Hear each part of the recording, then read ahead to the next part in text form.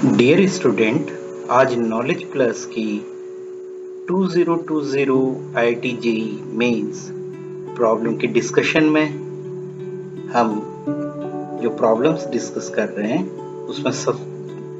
उसमें centre of mass, द्रव्यमान केंद्र और कोणीय संवेग संरक्षण का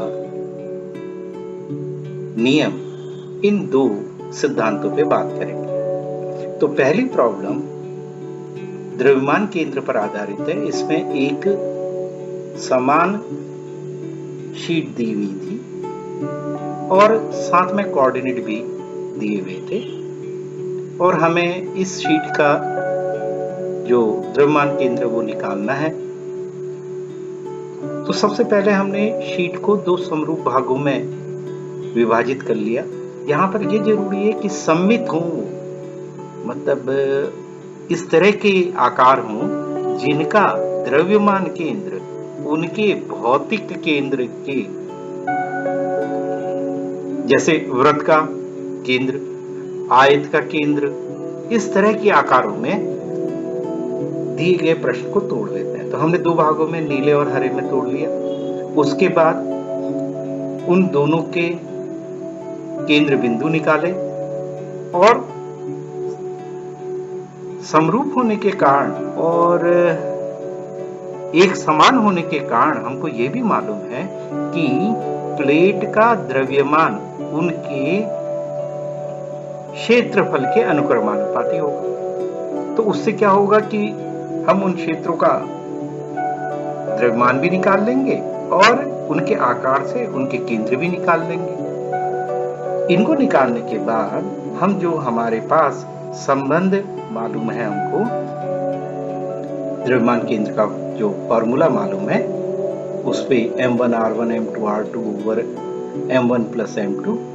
तो उसमें हमने एरिया से, क्षेत्रफल से तो हमने उनका द्रव्यमान मान लिया और उनके निर्देशांकों से उनकी स्थिति वेक्टर निकाल ली, फॉर्मूले में रखा।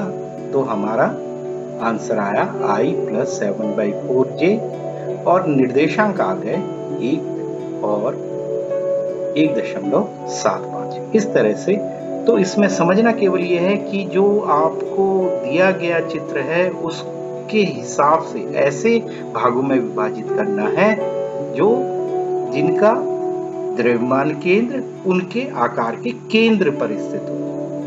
तो वृत्त हो सकते हैं, वो आयत हो सकते हैं, वो वर्ग हो सकते हैं। तो इस तरह का इस प्रश्न को हमने हल किया। दूसरी प्रॉब्लम जो हमने ली है वो कोणीय संवेग पर आधारित है। इसमें दिया गया है कि एक द्रव्यमान है रॉड का कैपिटल M और उसका जो मास द्रव्यमान है वो 4m है। m जबकि द्रव्यमान एक कण का है और वो छड़ के लंबे अक्ष से 45 डिग्री का कोण बनाता हुआ सिरे पे टकराता है और चिपक जाता है। अब यहाँ पे क्या है, टकराता है। तो हमको ये ध्यान रखना है कि टक्कर हमने प्रत्यास्थ टक्कर भी पढ़ी है, अब प्रत्यास्थ टक्कर भी पढ़ी है। तो प्रत्यास्थ जब टक्कर होगी या अप्रत्यास्थ टक्कर हो, उनमें केवल आंतरिक बल कार्य करते हैं, इसलिए उनमें संवेग नियत रहता है। लेकिन ये तो कोणीय संवेग की है। तो अगर बाहर से कोई बल आघूर्ण या टॉर्क नहीं लग रहा तो